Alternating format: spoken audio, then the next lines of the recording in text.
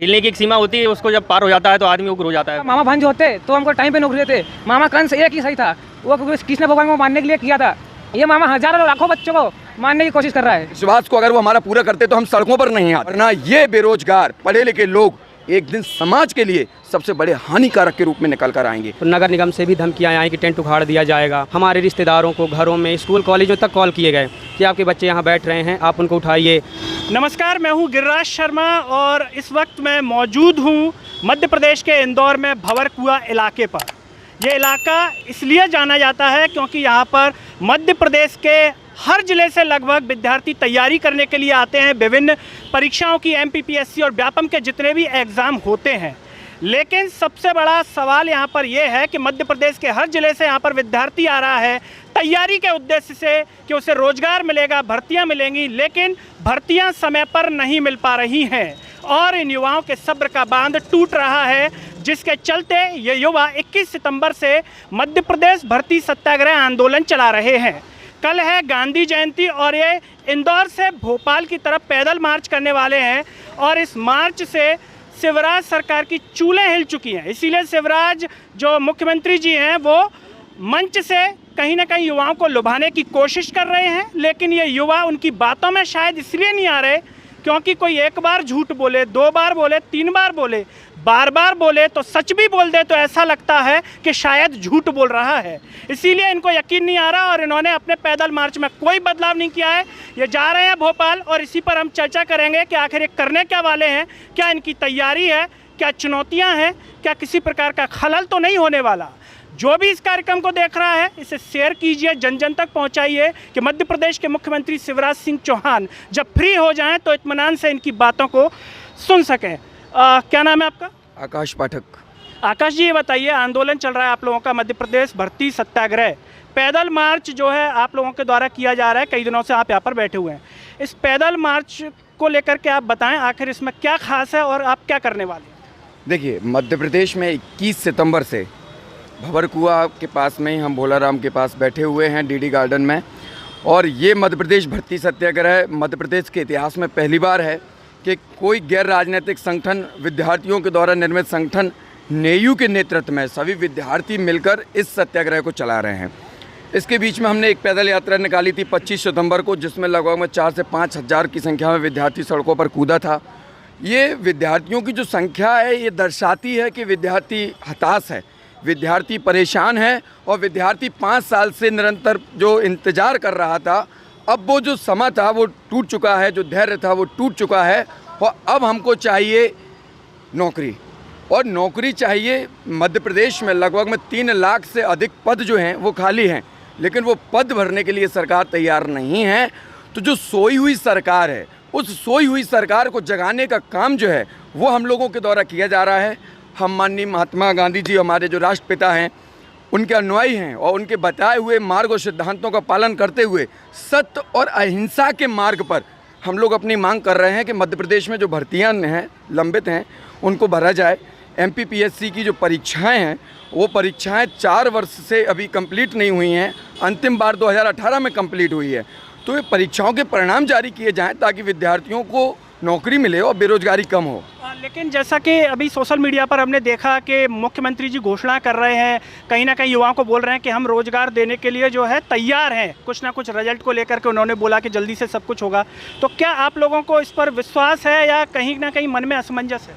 देखिए, विश्वास की बात है तो मैं यही कहूँगा कि आदरणीय मुख्यमंत्री शिवराज सिंह चौहान जी जो हम लोगों के मामा हैं वो 2 वर्ष से यही सवाल कह रहे हैं, हर मंच से कह रहे हैं कि मैं 1 लाख भर्तियां भरूंगा, और लगभग में 1 लाख से भी ज़्यादा बार अब घोषणा भी हो चुकी है, लेकिन भर्तियां धरातल पर अभी नहीं उतर रही हैं।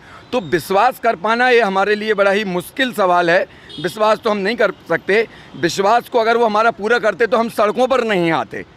तो जिस तरीके से सरकार हमको विश्वास के घेरे में और भ्रम में बनाए हुए है, वो भ्रम को तोड़ते हुए हम आगे बढ़ना चाहते हैं। जैसा कि हमारा कल गांधी जयंती पर 2 अक्टूबर को हम लोग इंदौर से भोपाल के लिए पैदल यात्रा निकाल रहे हैं, और ये लगभग में 10 से 12 दिन की पैदल यात्रा रहेगी। प्रत्येक दिन लगभग में 20 किलोमीटर पैदल यात्रा चलेंगे। इसके माध्यम से केवल हम सरकार का ध्यान आकर्षित करना चाहते हैं, गांधी जी के सिद्धांत के माध्यम से ध्यान आकर्षित करना चाहते हैं कि बेरोजगार अब सड़क पर है, उसका ध्यान रखिए मामा जी और उसको नौकरी दीजिए आप। जैसा कि अभी आपने कहा कि हम धरातल पर उतारने का प्रयास कर रहे हैं, तो इस धरातल पर उतारने के लिए आप क्या क्या कर रहे हैं? क्या आप मध्य प्रदेश के जो सभी ज़िले हैं उसमें शिक्षकों से मिल रहे हैं, कोचिंग संस्थान वालों का सपोर्ट आपको मिल रहा है? इसके लिए क्या तैयारी आप कर रहे हैं? देखिए, शुरुआत इंदौर मध्य प्रदेश से हुई, उसके बाद में हमने इंदौर में जगह जगह लाइब्रेरी, जगह जगह कोचिंग, जैसे कि आपके कैमरा साथी से कहूँगा, ये पूरा यहाँ पे जो संस्थान है, ये पूरा इसको वेदा कॉम्प्लेक्स के नाम से जाना जाता है और ये पूरा का पूरा कोचिंग हब है। इसके अलावा जगह जगह जहाँ लाइब्रेरी हैं, हमने जगह जगह लाइब्रेरी जाकर विद्यार्थियों को जागरूक किया।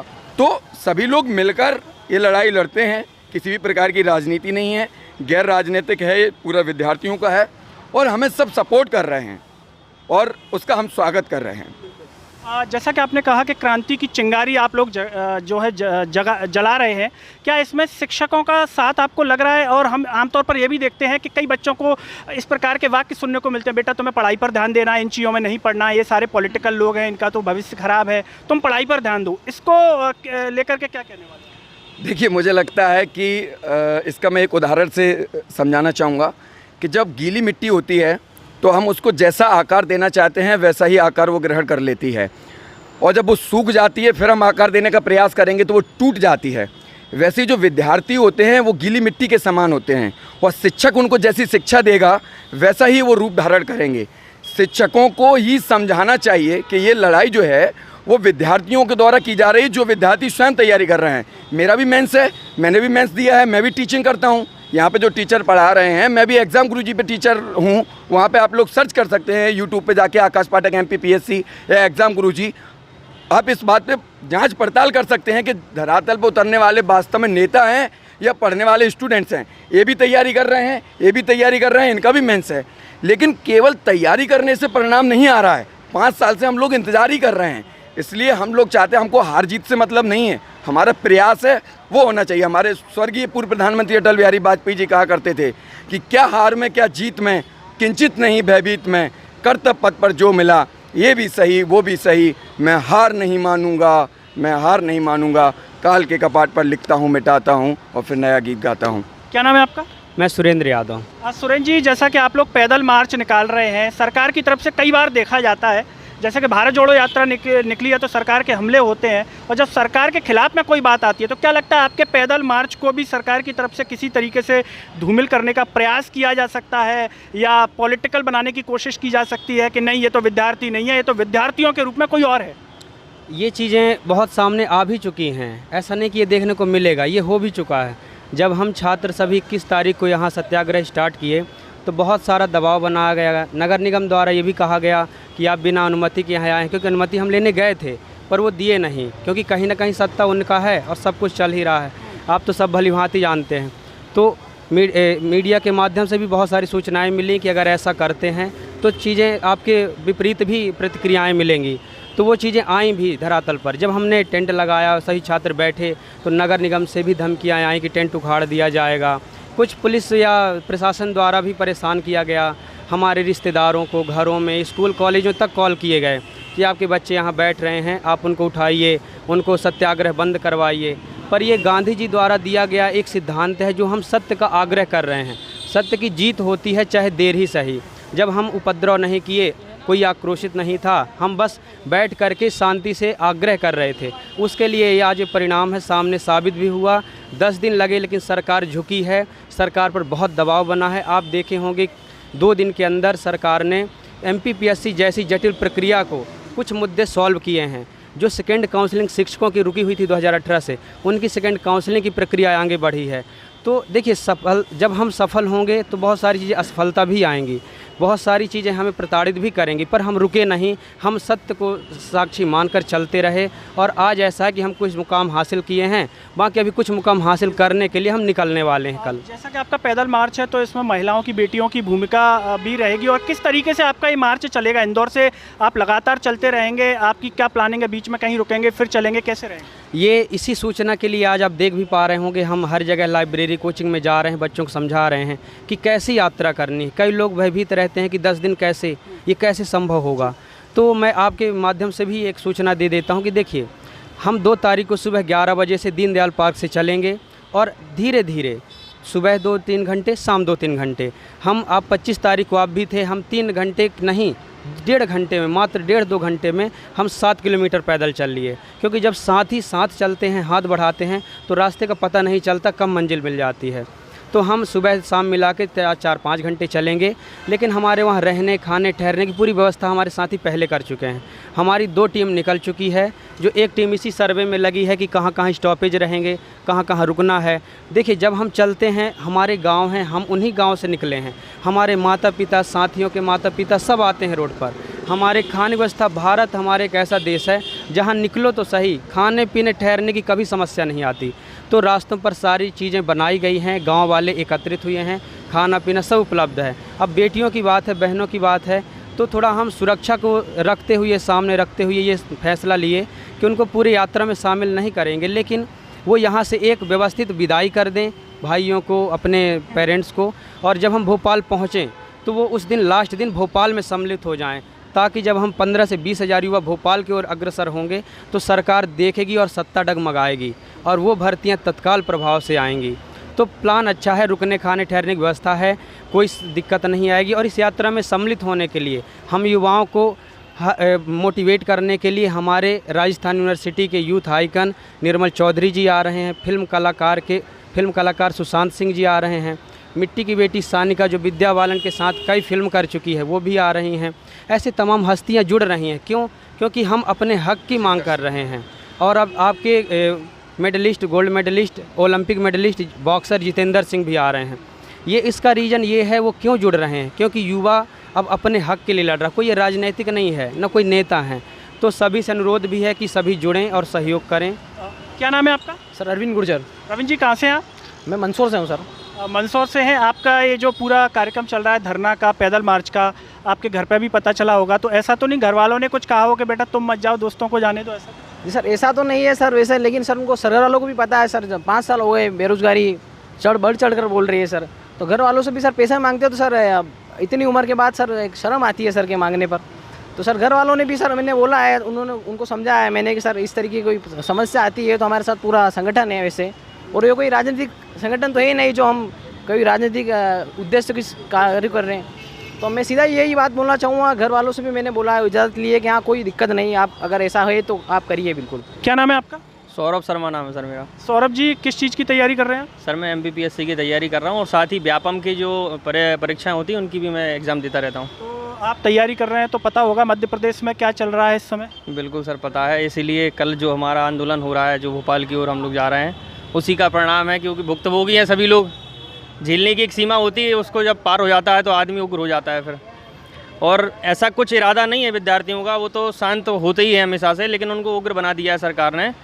एक महान हमारे कवि हुए, उनतियाँ मैं उनकी दोहराना चाहता हूँ विद्यार्थियों की ओर से कि हंगामा खड़ा करना मकसद नहीं मेरा, हंगामा खड़ा करना मकसद नहीं मेरा, कोशिश है कि ये तस्वीर बदलनी चाहिए। हंगामा खड़ा करना मकसद नहीं मेरा, कोशिश है कि ये तस्वीर बदलनी चाहिए। मेरे सीने में ना सही तेरे सीने में सही, मेरे सीने में ना सही तेरे सीने में सही है आग, अगर तो आग जलनी चाहिए। ये उन्होंने बात बहुत अच्छी उस समय बोली थी। और दूसरी बात ये है कि जब युवाओं को इस तरीके से सरकार ध्यान नहीं दे रही है उन पर, तो एक और बात मुझे ध्यान आती है महान कवि की, एक 4 पंक्तियाँ और मैं दोहराऊँगा कि तलवारों की नोकों पर इतिहास बदलते देखा है, जिस ओर जवानी चलती है उस ओर जमाना चलता है। अगर ये युवा उग्र हो गया तो आप समझ नहीं सकते, समाज का सारा वर्ग साथ हो जाएगा। जो ये नई ऊर्जा अगर एक साथ अगर कहीं चलती है तो फिर जमाना उसी ओर जाता है। तो इसलिए वो ट्रेंड भी हुआ, लेकिन फिर उन्होंने विज्ञापन दिए, लेकिन सर बता रहे थे भी हमारे आकाश भैया कि वो नहीं कर रहे हैं सुधार। तो इसको गौर करना चाहिए, विधानसभा चुनाव आने ही वाले हैं। क्या नाम है आपका? नितिन ठाकुर। नितिन जी, किस चीज़ की तैयारी कर रहे हैं? MPPSC। आप भी पैदल मार्च में जा रहे हैं? जी भैया बिल्कुल। लगातार आप वहाँ जो है भोपाल तक जो यात्रा चलेगी उसमें रहेंगे? नहीं, जितना सहयोग हो सके उतना कर सकेंगे हम। पर हाँ, वह इनका उद्देश्य है कि शुरुआती दिन और लास्ट दिन वहाँ भीड़ दिखे, क्योंकि यहाँ से जब शुरुआत हो तो वो कमज़ोर ना हो, और जहाँ वहाँ उद्देश्य वहाँ है कि वहाँ भीड़ दिखे और सरकार हिले। यही उद्देश्य है कि यहाँ से शुरुआत हो तो सभी बच्चे शामिल हो, आपसे जितना हो सके 1 घंटे 2 घंटे, 1 दिन 2 दिन, 10 किलोमीटर 20 किलोमीटर 2 किलोमीटर 4 किलोमीटर, जितना हो सके उतना सहयोग करें, क्योंकि यहाँ ये यात्रा रुकनी नहीं चाहिए। हर व्यक्ति थोड़ा थोड़ा सहयोग करेगा तो कहते हैं थोड़े थोड़े से बहुत बड़ा चीज़ हो जाता है कि बूंद बूंद से घड़ा भरता है। तो ये हमारा है कि बूंद बूंद से लोग बूंद बूंद भी देंगे अपना साहस सहयोग, तो हमारा घड़ा भर जाएगा, तो ये हो जाएगा और आसानी से हो जाएगा ये बताइए कि भोपाल जैसे जब आप पहुंचेंगे तो निश्चित तौर पर जब आपने इतने दिन आंदोलन किया तो सरकार पर कहीं ना कहीं असर पड़ा, और पैदल मार्च जो गांधी जी का रास्ता आप अपना रहे हैं तो बड़ी बड़ी सरकारें हिल जाती हैं, तो उसके लिए भी कुछ तैयार हैं आप लोग कि अगर सरकार की तरफ से कुछ लाठी चार्ज हुआ, ऐसा कुछ हुआ तो मन में कहीं युवाओं के डर तो नहीं है, लाठी खाने के लिए तैयार है? देखिए, आपको याद हो कि जब भारत आज़ाद नहीं हुआ तो गांधी जी ने दांडी मार्च निकाला था। उसका उद्देश्य यही था कि लोगों में जागरूकता आए, उसमें महिलाएं भी, बेटियां भी, सब लोग जुड़े, मजदूर भी, सब लोग जुड़े, और उससे निश्चित तौर पर अंग्रेजी सरकार को झुकना पड़ा था। हमारा भी यही उद्देश्य है कि हम लोग पैदल चलकर सरकार के कानों तक आवाज़ पहुंचाएं कि वो हमारी बात को सुने। अब हम सत्य और अहिंसा के मार्ग पर चल रहे हैं।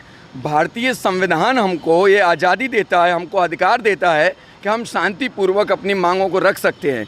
इसके बावजूद भी अगर सरकार के द्वारा किसी भी प्रकार का गलत कदम उठाया जाता है, प्रशासन के द्वारा कोई भी गलत कदम उठाया जाता है, तो निश्चित तौर पर पूरा भारत देखेगा कि जो युवा आज बेरोजगार 5 साल से हैं, जो धरातल पर अपने अधिकार की मांग कर रहे हैं, उन पर लाठियाँ बरसाई जा रही हैं। जब हमको कुछ नहीं मिल रहा है तो इससे अच्छा लाठियाँ मिल जाएं।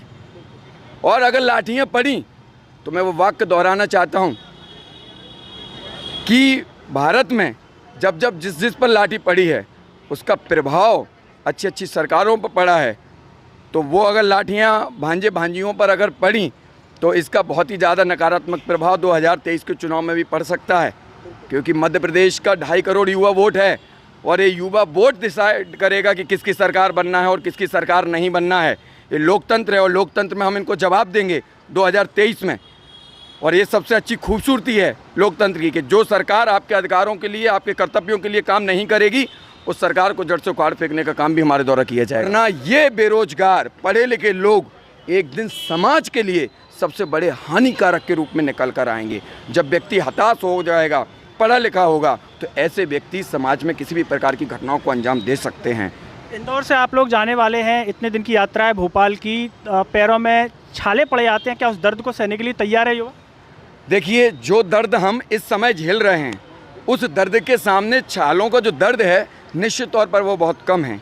ये हम अकेले नहीं झेल रहे हैं, ये दर्द हमारे माता पिता परिवार के सदस्य झेल रहे हैं, जो वर्षों से यहाँ पे जो लाखों लोग रह रहे हैं उनको पैसे भेज रहे हैं।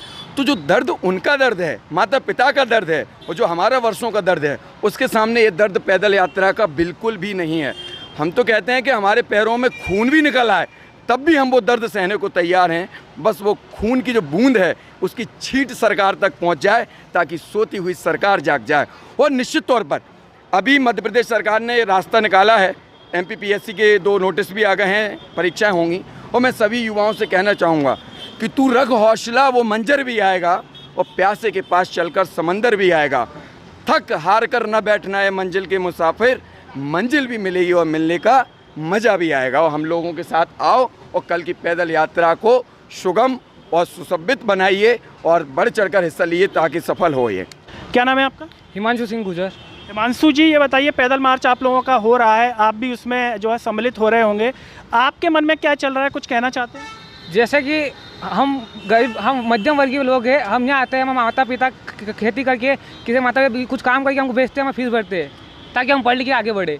लेकिन हमारे मामा जी सरकार नौकरी देती नहीं है, और जो शिवराज सिंह चौहान हमको कहते हैं कि हम उनके मामा भांजे, तो उनसे कहना चाहता हूँ कि अगर मामा भांजे होते तो हमको टाइम पे नौकरी देते। मामा कंस एक ही सही था, वो कृष्ण भगवान को मारने के लिए किया था, ये मामा हजारों लाखों बच्चों को मारने की कोशिश कर रहा है। इसलिए उनसे कहना चाहता हूँ, निवेदन है मेरा कि वो टाइम से नौकरी निकाले, चुनाव के चक्कर में आके नौकरी में मत निकाले। और मैं सभी साथियों से निवेदन करना चाहता हूँ, कल की रैली को सफल बनाए और हमारा सहयोग करे। और ये कोई राजनीतिक संगठन नहीं है, ये आप सबके लिए है। तो ये हैं हमारे साथ मध्य प्रदेश में विभिन्न प्रतियोगी परीक्षाओं की तैयारी कर रहे छात्र, जिनका साफ तौर पर सीधा संदेश है मध्य प्रदेश के मुख्यमंत्री शिवराज सिंह चौहान जी के लिए कि अगर चलते चलते पैरों में छाले भी पड़ जाएं, दर्द हो, खून भी निकल आए, तो भी वो रुकेंगे नहीं, क्योंकि उनका उद्देश्य है रोजगार को लेना। और झूठे लुभावने वादों से अब वो जो है विश्वास नहीं रखते उनमें, जो भी कह रहे हैं ज़मीनी स्तर पर धरातल पर रोजगार देना होगा, तभी युवा तैयारी में ध्यान लगा पाएगा, वरना मध्य प्रदेश का युवा तैयार है 2023 में बताने के लिए कि मध्य प्रदेश में क्या होने वाला है। दोस्तों, आप जो भी सोचते हैं बेरोजगारी को लेकर के, मध्य प्रदेश के मुख्यमंत्री शिवराज सिंह चौहान जो कहते हैं रोजगार पर, उस पर आपका क्या मानना है? शिक्षा मंत्री इंदर सिंह परमार जो कहते हैं आए दिन, स्वास्थ्य मंत्री हैं, तरह तरह के वादे करते हुए नजर आ जाते हैं, इन वायदों पर आपको कितना यकीन है? और जो पैदल मार्च हो रहा है कल गांधी जयंती से जो मध्य प्रदेश के युवाओं द्वारा, उसको लेकर के भी आप जो भी सोचते हैं कमेंट बॉक्स में अपनी राय ज़रूर दीजिएगा। इस आवाज़ को सब्सक्राइब कीजिए और हर जगह शेयर कीजिए।